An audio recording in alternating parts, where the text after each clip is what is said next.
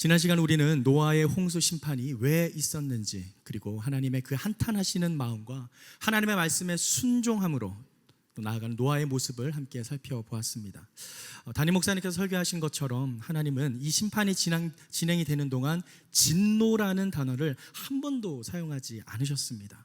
그리고 오히려 후회라는 표현을 통해서 애통하셨다라는 것을 우리는 확인할 수 있었죠. 하나님의 후회는 단순히 그렇게 하지 말걸이라는 그런 부정적인 뉘앙스가 아니라 그렇게 한 것에 대한 애통함과 또 안타까움과 긍휼함이 담겨 있다라는 사실입니다. 그렇습니다. 하나님의 후회의 기본 바탕은 진노가 아니라 우리를 향한 하나님의 사랑이 담겨 있습니다. 그 사랑의 결국은 무엇인가요? 바로 우리를 구원에 이르게 하는 것입니다. 심판 앞에서 죽음으로부터 건져내어 구원에 이르게 하시는 것, 바로 모든 사람을 심판의 길이 아닌 구원의 길로 인도하시는 것이 하나님의 진짜 계획이라는 사실입니다. 오늘 우리가 읽은 본문에도 바로 그러한 하나님의 그 계획이 심판과 구원이라는 모습으로 기록되어 있음을 보게 됩니다. 오늘 본문을 통해 우리에게 주시는 두 가지 영적 교훈을 함께 나누도록 하겠습니다. 먼저 첫 번째 영적 교훈입니다. 함께 읽어볼까요? 시작. 하나님의 심판은 실제합니다. 하나님의 심판은 실제합니다. 오늘 우리가 읽은 첫 번째 본문의 7장 13절에서 16절 말씀에는 생명체들이 방주에 들어가는 사건을 기록하고 있습니다. 그리고 두 번째로 읽은 본문 8장 15절에서 19절은 생명체들이 방주에서 나오는 사건을 기록하고 있죠. 먼저 7장 13절에서 15절 말씀을 다시 한번 함께 읽도록 하겠습니다. 시작. 바로 그날 노아와 그의 아들들인 셈, 함, 야벳과 그의 아내와 세 며느리가 방주로 들어갔습니다. 그들과 모든 짐승들이 그 종류대로, 모든 가축들이 그 종류대로, 땅에 기어다니는 모든 것들이 그 종류대로, 모든 새들 곧 날개 달린 모든 것들이 그 종류대로 들어갔습니다. 살아 숨쉬는 모든 육체들이 둘씩 노아에게 와서 방주로 들어갔습니다. 방주 안에 생명체들이 들어갔고 홍수가 시작됩니다. 이후 7장과 8장에서는 우리가 잘 아는 것처럼 시간 순서대로 홍수 사건을 아주 자세하게 기록하고 있습니다. 우리가 읽은 7장 본문 앞에는 그 방주에 들어가는 정확한 시점이 기록되어 있는데요. 11절 말씀입니다. 노아가 600세 되던 해의 둘째 달 17일 그날의 거대한 기품의 샘들이 한꺼번에 터지고 하늘의 창들이 열려 라고 기록하고 있습니다. 둘째 달 17일 그날, 그리고 7절에는 노아와 가족들이 방주에 들어가고 10절에 7일이 지나자 땅에 홍수가 났습니다 라고 기록을 합니다. 즉 2월 10일에 방주 승선이 시작되었다는 것을 알 수 있습니다. 여기서 7절에 보면 분명히 노아와 가족들이 방주에 들어갔다라고 했는데 오늘 우리가 읽은 13절에도 또다시 한번 노아의 가족들이 방주에 들어갔다라는 기록이 있는데요. 이거는 7절에 한 번 들어가고 또 7일 있다가 13절에 또 한 번 두 번째 들어가고 그런 의미가 아닙니다. 13절에 들어갔습니다라고 번역되어 있는 이 히브리 원어의 원래 시제는 완료 형태로 기록되어 있습니다. 즉 이전에 이미 들어가기를 시작한 것을 그때 이제 마쳤다라는 의미죠. 즉 7절과 그 13절의 그 기록이 모순되는 것이 아니라 7절에 가족들이 이미 들어간 그 사실을 13절에서 완료 시제의 형태로 다시 한번 그 모든 가족들이 방주에 들어갔음을 마쳤다라는 것을 강조하면서 방주 승선 완료에 대한 기록을 하고 있는 것입니다. 그리고 24절에 물이 150일 동안 땅 위에 범람했습니다 라고 기록합니다. 즉 이 5개월 동안 물이 지면 위를 덮었고 이때부터 물이 빠지기 시작하여 8장 4절에는 이제 아라랏산에 방주가 머물렀다라고 기록을 하고 있습니다. 이렇게 7장과 8장에 기록된 그 날짜와 주요 사건들을 정리해보면 간단한 표로 한번 만들어 봤는데요. 이렇게 됩니다. 노아력으로 600년, 노아가 600세 되던 그 해부터 2월 10일에 방주 승선이 시작이 되고요. 말씀에 따라 폭우가 시작되고 아라랏산에 방주가 머물고 산봉우리가 보이기 시작하고 그리고 방주의 창문을 개방하는 시점, 또 방주의 뚜껑을 개방하는 시점들이 구체적으로 다 기록되어 있습니다. 날짜가 명시되어 있는 것이죠. 그리고 마지막으로 2월 27일 노아력으로 601년 2월 27일에 땅이 마르고 노아의 가족들이 하선을 하는 장면이 기록되어 있습니다. 전체적으로 볼 때 약 1년이 조금 넘는 기간 동안 그들은 방주 안에 실제로 홍수 범람으로 인한 그 시간 동안 살았다는 것을 확인할 수 있습니다. 전 인류가 심판을 받는 정확한 날과 사건들을 성경은 기록하고 있는 것이죠. 실제로 전 세계적으로 이 대홍수에 대해 다루고 있는 여러 민족들의 다양한 설화와 또 기록들이 있습니다. 그 발견된 것만도 한 200여 종이 넘는다고 하는데요. 대표적인 것이 우리가 잘 알고 있는 고대 메소포타미아의 길가메시 서사시에 대해 기록된 홍수 이야기입니다. 하지만 이것들은 모두 다 성경처럼 우리가 방금 확인한 것처럼 정확한 시간과 날짜, 아라랏산과 같은 그런 정확한 지명을 기록하고 있지는 않습니다. 오직 성경만이 정확하게 날짜와 그 지명을 기록하고 있습니다. 이러한 사실은 다른 여러 홍수 설화들에 비해서 오직 성경만이 역사적 사실을 틀리지 않고 무오하게 보여주는 유일한 원형적인 기록이라는 사실을 우리에게 알려줍니다. 또한 이 다른 설화들은 노아 홍수 이후에, 특별히 바벨탑 사건 이후에 여러 언어로 나눠지고 난 다음 민족들이 흩어지게 되면서 각 민족들이 구두로 이 홍수 이야기를 전승하는 가운데 그 기본적인 패턴만 유사하게 남고 세부적인 내용들은 각색이 되거나 왜곡되어서 전해졌다라고 볼 수 있죠. 이렇게 오늘 본문에 기록된 홍수 사건은 실제 역사적 사실이었으며 하나님의 이 심판이 실제한다라는 사실을 우리에게 보여줍니다. 이를 베드로후서 2장 5절에서는 이렇게 기록하고 있습니다. 하나님께서는 옛 세상을 용서하지 않으시고 경건치 않은 사람들의 세상을 홍수로 덮으셨습니다. 그때 오직 의의 선포자인 노아의 8 식구만 지켜주셨습니다. 노아 시대의 홍수 사건은 설화나 전설 속에 있었던 꾸며낸 이야기가 결코 아닙니다. 실제 하나님께서 인류에게 내리신 심판이었고 또 이를 통해 살아서 생명의 계보를 이어가는 자들과 반대로 심판을 받아 죽음의 계보로 끝나버리고 마는 사람들의 실제 역사를 다루고 있습니다. 또한 이 심판은 갑자기 내려진 것이 아니죠. 우리가 잘 아는 것처럼 이미 에녹 때부터 예견되고 경고가 있었던 심판입니다. 그런데 사람들은 이 심판을, 이 경고를 무시한 채 살아가다가 실제로 홍수를 당하게 되어서 죽음에 이른 것입니다. 하지만 하나님의 은혜를 입은 노아와 그 가족들은 그 홍수 심판 가운데 생명을 이어가게 됩니다. 두 번째 읽은 본문 8장 18절에서 19절 말씀을 함께 읽겠습니다. 시작. 노아가 그 아들들과 그 아내와 그 며느리들과 함께 방주에서 나왔습니다. 모든 생물들 곧 모든 짐승과 모든 새와 땅에서 기는 것이 다 종류대로 방주에서 나왔습니다. 홍수가 끝나고 이제 방주에서 나오게 됩니다. 자, 이제 이들을 통해서 생명이 이어가게 됩니다. 대홍수가 일어난 동안 이 방주 안에서 살아난 바로 이들로부터 새로운 인류의 계보가 이어집니다.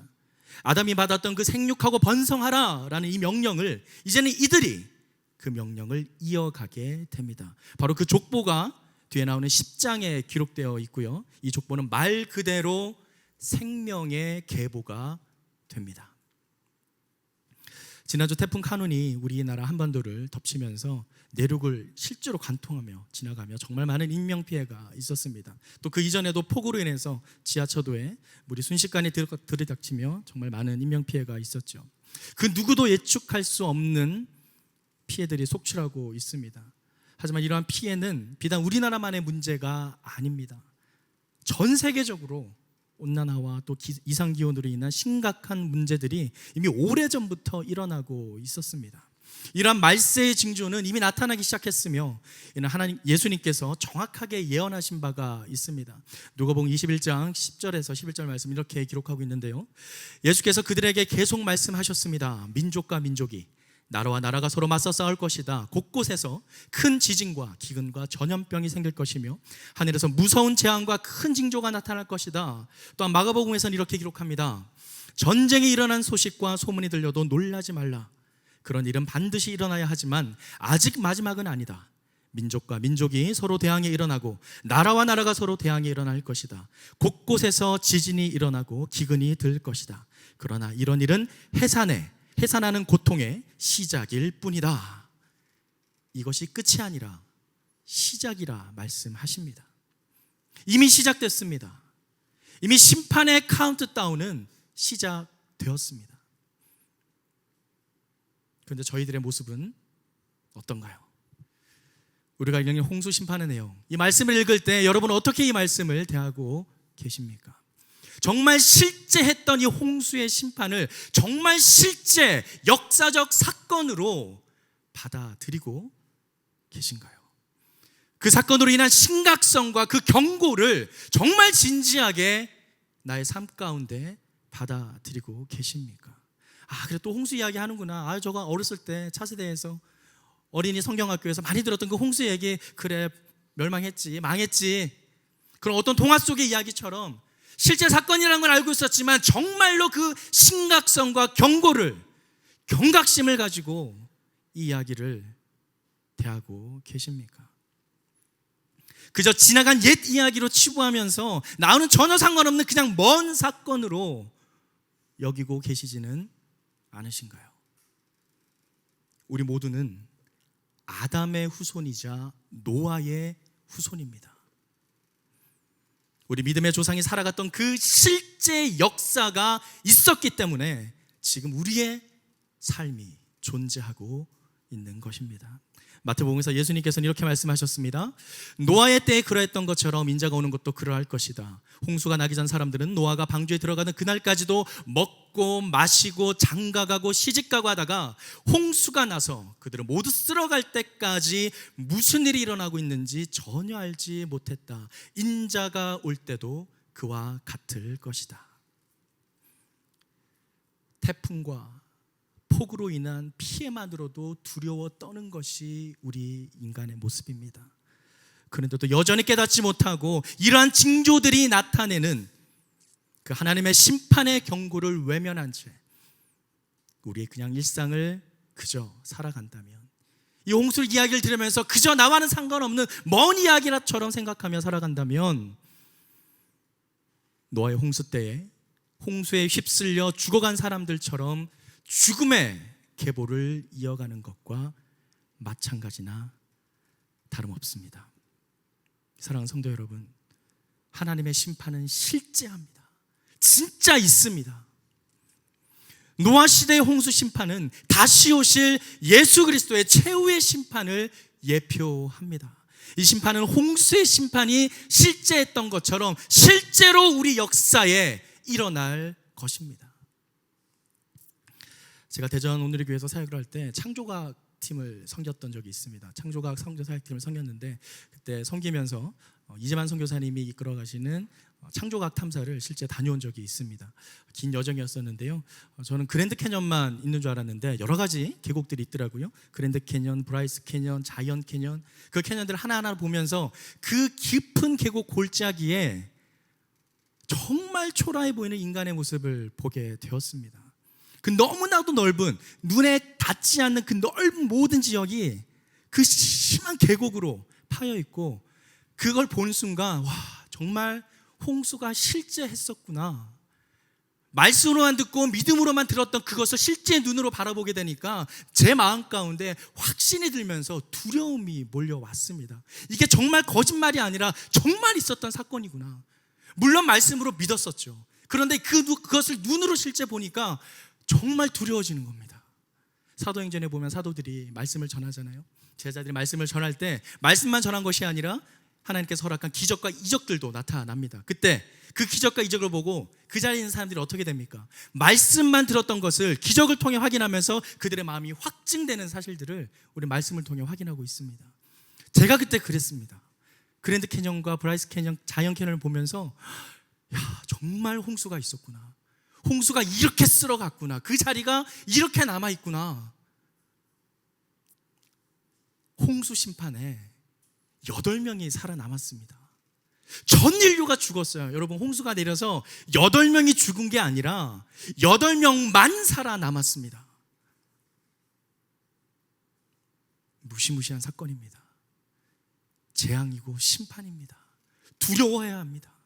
이 홍심판을 바라보면서 하나님의 은혜와 사랑도 있지만 물론 우리 그 전에 이 심판의 엄중함을 우리 삶에 진지하게 받아들여야 합니다. 하나님의 심판은 실제합니다. 그리고 이 심판은 이제 물이 아닌 불의 심판으로 우리에게 도적같이 임할 것입니다. 베드로서 3장 10절 말씀은 이렇게 기록하고 있는데요.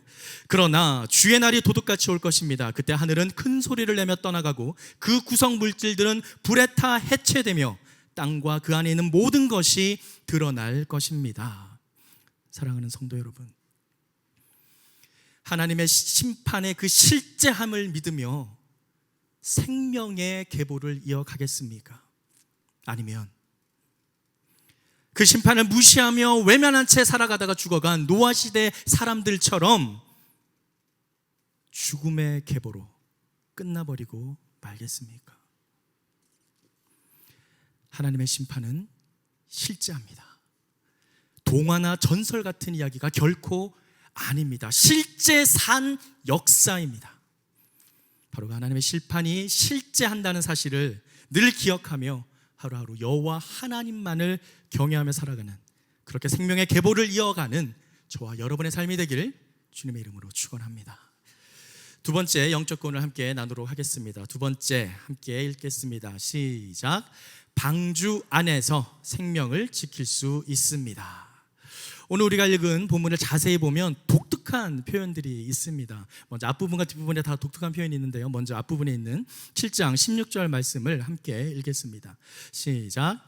들어간 것들은 모든 육체의 암컷과 수컷이었습니다. 그것들이 하나님께서 그에게 명령하신 대로 들어가자 여호와께서 그의 뒤에서 방주의 문을 닫으셨습니다. 자, 이 말씀에서 우리는 두 가지 사실을 확인할 수 있습니다. 먼저 첫 번째 사실은 모든 육체, 모든 생명체는 암컷과 수컷만, 이 두 부류만 존재한다라는 사실입니다. 그 중간은 없습니다. 다른 것이 없습니다. 호흡하는 모든 생명체는 암수, 이 두 부류만 존재하지 그 외의 것은 존재하지 않습니다. 이것이 하나님의 창조 질서입니다. 그렇게 암수 외에 다른 성을 주장하는 모든 것은 바로 이 하나님을 떠나서 타락한 인간의 그 죄악된 본성으로 말미암는 육체적인 욕망의 결과라는 사실을 반드시 기억해야 합니다. 그것은 하나님의 계획이 아닙니다. 그것은 하나님의 의도가 아닙니다. 그것은 하나님의 창조 섭리가 아닙니다. 하나님께서 허락하신 성은 두 가지 뿐입니다. 그렇기 때문에 이 시간 저희가 함께 선포하길 원합니다.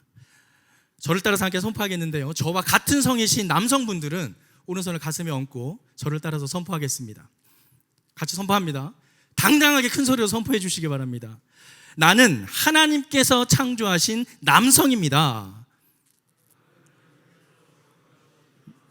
아멘. 이제 저와는 다른 성을 가지신 여성분들께서 이제 가슴에 손을 얹고 선포하겠습니다.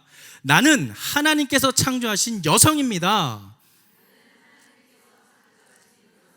아멘.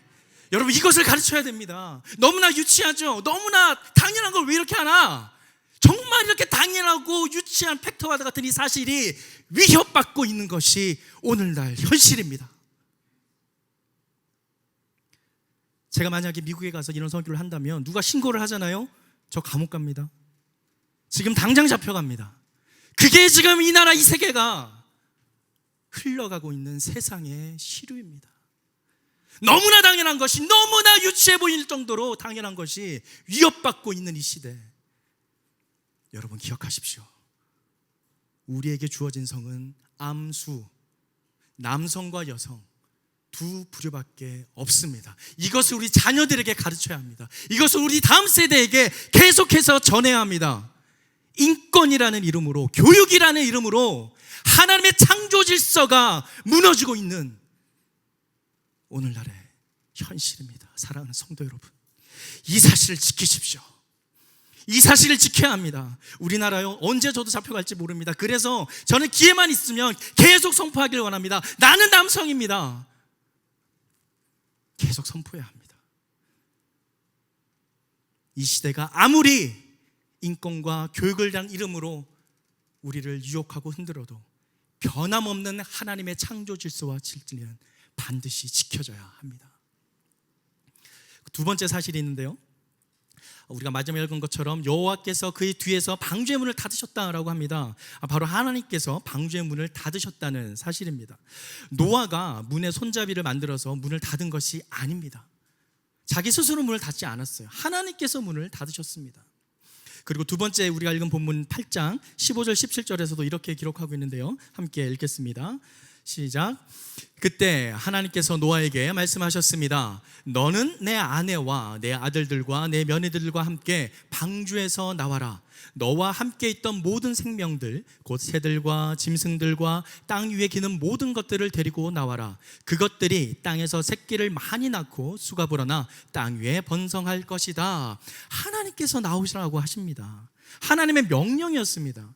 노아가 창문을 열고 뚜껑을 열어왔을 때 땅이 마른 걸 봤잖아요. 그것을 보고 하나님, 땅이 말랐어요. 이제 저희 나가도 되지 않을까요? 문 열어주세요 라고 물어본 것이 아닙니다. 그를 끝까지 하나님의 말씀에 그 음성을 기다렸고 하나님께서 노아에게 명령하여 나갔습니다.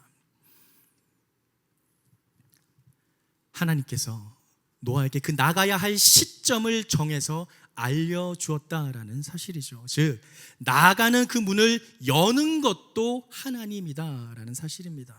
문을 닫는 것도 하나님이시고 문을 여는 것도 하나님이십니다. 요한계시록 3장 7절에는 이런 말씀이 기록되어 있는데요, 필라델비아 교회의 사자에게 이렇게 써라. 거룩하고 참되신 이 다윗의 열쇠를 가진 이 곧 열면 닫을 사람이 없고 닫으면 열 사람이 없는 이가 이렇게 말씀하신다. 요한계시록 기자 사도 요한이죠. 7교회에 보내는 편지를 씁니다. 2장 3장에 기록되어 있는데요, 그 내용을 보시면 각 교회마다 그 편지의 서두에 예수 그리스도에 대한 표현들을 이야기를 하고 있습니다. 예수 그리스도, 어떤 예수 그리스도인지를 이야기를 하고 있는데, 특별히 필라델비아 교회에서는 이렇게 표현을 한 거예요. 다윗의 열쇠를 가지신 분, 그리고 문을 열면 닫을 사람이 없고 닫으면 열 사람이 없는 분, 이렇게 예수님을 표현하고 있습니다. 여기서 다윗의 열쇠에서 그 열쇠라는 표현은 소유, 권세의 의미를 지니고 있습니다. 즉 다윗의 열쇠라는 표현은 메시아 왕권을 상징합니다.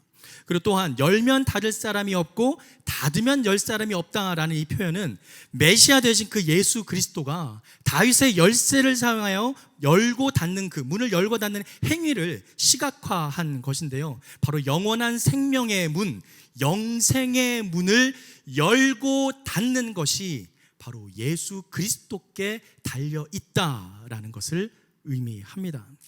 여기에 대해서 동일한 저자죠, 사도 요한이 기록한 요한복음 말씀에는 이렇게 기록하고 있습니다. 10장 7절 9절 말씀인데요, 함께 읽겠습니다. 시작. 그래서 예수께서 다시 말씀해 주셨습니다. 내가 진실로 진실로 너희에게 말한다. 나는 양의 문이다. 나는 문이다. 누구든지 나를 통해 들어오는 사람은 구원을 얻고 들어오고 나가면서 꼴을 얻을 것이다. 아멘. 방주의 문을 열고 닫으시는 분이 그 하나님이라는 사실을 통해서 방주가 양의 문이 되신 예수님, 바로 영생의 문이 되신 예수님을 예표한다라는 사실을 우리는 알 수 있습니다. 방주 안에 들어간 노아와 노아의 가족들은 살았습니다. 하지만 방주에 들어가지 못한 다른 사람들은 모두 죽었습니다. 즉 방주 안에 있어야 산다는 것은 곧 예수 그리스도 안에 있어야 산다는 것을 의미합니다. 에베소서 말씀에는 이렇게 기록하고 있는데요, 그리스도 안에서 우리는 하나님의 은혜의 풍성함을 따라 그분의 피로 구속, 곧 죄 사함을 얻었습니다. 그리스도 안에서라고 기록합니다. 이 에베소서 1장을 나중에 돌아가셔서 한번 읽어보세요. 그 안에 동일하게 계속 반복되는 표현이 있습니다. 바로 그리스도 안에서. 이 그리스도 안에서라는 표현이 계속해서 반복됩니다. 특별히 1장 13절 말씀 제가 한 번 더 읽어드리겠습니다. 에베소서 1장 13절 말씀.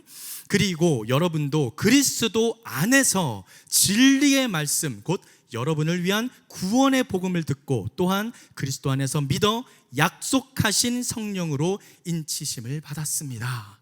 아멘. 그리스도 안에서 진리의 말씀을 듣고 그리스도 안에서 구원의 복음을 듣고 그리스도 안에서 성령의 인치심을 받습니다. 방주 안에서 생명을 지킨 노아와 노아의 가족들은 바로 그리스도 안에서 생명을 지킨 믿음의 사람들을 예표합니다. 그들이 방주 안에서 생명을 지킬 수 있었듯이 우리도 또한 그리스도 안에서 있을 때 비로소 생명을 지킬 수 있다라는 사실입니다. 그런데 여기서 우리가 또 하나 생각해야 될 것이 있습니다. 그것은 바로 방주 안에만 있으면 누구나 생명을 지킬 수 있다라는 사실입니다. 우리가 읽은 본문처럼 당대 의인은 노아 한 사람이었습니다. 성경은 결코 노아의 모든 가족들이 의인이었다라고 기록하지 않습니다. 의인은 노아 한 사람입니다. 그런데 노아의 모든 가족들은 그 방주 안에 들어갔다는 이유 하나만으로 그 생명을 지킬 수가 있었습니다. 유사한 사건이 있었죠. 언젠가요? 바로 출애굽 때 있었습니다. 출애굽하기 전에 이스라엘 백성들이 애굽에서 경험한 그 유월절 사건 어땠나요? 문설주와 임방에 양의 피가 발려져 있으면 죽음의 재앙이 넘어갑니다. 유월하는 거죠. 패스오버를 합니다. 그 집안에 누가 있는지는 중요하지 않습니다. 그저 그 죽음의 재앙은 문설주와 임방에 발려있는 피를 범으로 넘어갈 뿐입니다. 그 집안에 도둑놈이 있든 천하의 못쓸놈이 있든 전혀 상관없습니다. 그 집안에 누가 어떤 사람이 있는지는 전혀 중요하지 않았다라는 사실입니다. 그저 그 안에 있으면 삽니다. 이것이 하나님의 구원의 섭리입니다. 이것이 하나님의 은혜입니다. 그럼 왜 그런 사람들을 구해줍니까? 아니 왜 그런 사람까지도 살려줍니까? 궁금할 수는 있습니다. 의아해할 수도 있고요. 또는 억울할 수도 있습니다. 어떻게 저런 사람을 살려주지? 어떻게 저런 사람을 구원해주지? 하나님 하면서 화를 낼 수도 있습니다. 하지만 그러한 질문은 우리가 답을 얻을 수 있는 질문은 아닙니다. 왜냐하면 이것은 우리의 이해력과 인간의 판단력으로 합리적인 사고로 설득하고 납득할 수 있는 그런 판단력을 넘어서는 하나님의 섭리이기 때문입니다. 내가 판단할 수 없는, 인간이 판단할 수 없는 하나님의 은혜라는 사실입니다. 디모데전서 2장 4절은 이렇게 기록합니다. 개역 개정 번역으로 읽어보겠습니다. 함께 읽겠습니다. 시작. 하나님은 모든 사람이 구원을 받으며 진리를 아는 데에 이르기를 원하시느니라. 아멘. 제가 하나님을 믿으면서 성경을 읽으면서 정말 감사한 것은 내가 할 수 없다는 고백을 할 때입니다. 내가 죄인이라는 사실, 내가 할 수 없다라는 사실이 얼마나 감사한지요. 하나님이 하시기 때문에, 하나님이 하시기 때문에 너무나 감사합니다. 내가 할 수 없는 것을 하나님은 하십니다. 그래서 이걸 이해하거나 내 스스로가 뭐가 납득될 필요가 없는 거예요. 사랑하는 성도 여러분, 믿으면 됩니다. 믿으십니까? 하나님의 심판이 실제함을 믿으십니까? 방주 안에서만 생명이 지켜진다는 사실을 믿으십니까? 하나님의 계획은 결코 심판으로만 끝나지 않습니다. 심판을 넘어 우리를 구원에 이르게 하시는 것이 하나님의 진짜 계획이며 이는 모든 사람에게 열려 있습니다. 하지만 우리가 기억해야 할 것은 오직 방주 안에서만 생명을 지킬 수 있다라는 사실입니다. 예수 그리스도 안에서만 생명을 지킬 수 있습니다. 예수 그리스도를 예표하는 이 방주는 홍수 심판에서 의로운 자를 구원하였습니다. 하나님의 심판은 실제합니다. 하지만 예수 그리스도 안에 있는 자는 생명을 지킬 것입니다. 마지막으로 예레미야 말씀을 함께 읽겠습니다. 시작. 여호와의 말이다. 내가 너희를 위해 갖고 있는 계획을 내가 알고 있으니 그것은 평안을 위한 계획이지 재앙을 위한 것이 아니며 너희에게 미래와 소망을 주기 위한 것이다. 아멘. 우리를 위해 심판과 재앙이 아닌 구원과 평안을 계획하시는 바로 그 여호와 하나님을 믿음으로 날마다 우리의 방주 되신 예수 그리스도 안에서 생명을 지켜 나아가는 저와 여러분의 삶이 되기를 주님의 이름으로 축원합니다. 기도하겠습니다. 사랑의 아버지 하나님, 오늘 말씀을 통해 하나님의 심판이 끝이 아니라 그 진짜 본 계획은 구원에 이르게 한다는 그 하나님의 그 사랑의 마음을 다시 한번 확인하게 하심에 진심으로 감사드립니다. 오직 방주 안에서 생명이 지켜졌듯이 오직 예수 그리스도 안에서 우리의 생명을 지킬 수 있다는 믿음으로 하루하루 주님과 동행하며 살아나가는 우리의 삶이 될 수 있도록 인도하여 주시옵소서. 우리의 삶을 주님께 의탁하며 예수 그리스도의 이름으로 기도드립니다. 아멘.